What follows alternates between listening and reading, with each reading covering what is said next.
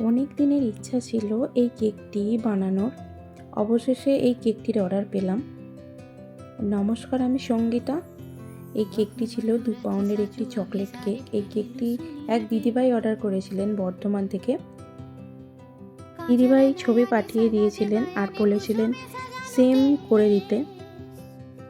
তাই বলেই দিয়েছিলেন কেকটি যেন ওভারলোডেড চকলেট হয়। আর ফিলিংয়ে আমি দিয়ে দিয়েছিলাম চকলেট গ্রানার, চকো চিপস দিয়ে আমি কেকটা ক্রাম কোট করে নিয়েছিলাম।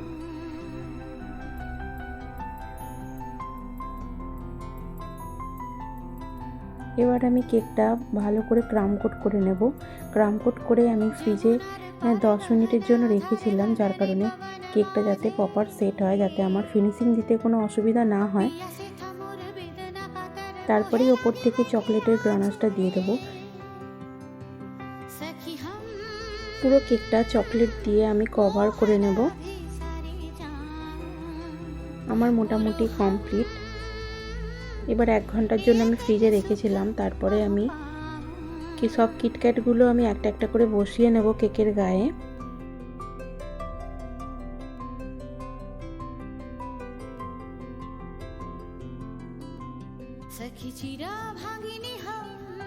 এবার আমি জেমসগুলো ওপর থেকে ছড়িয়ে দেব।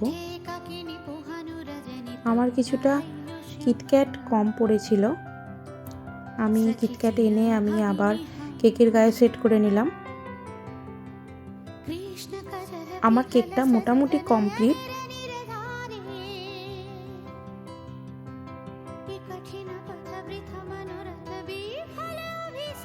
কিছুটা জেমস কম লাগছিল, যার কারণে আবার দিয়ে দিয়েছিলাম।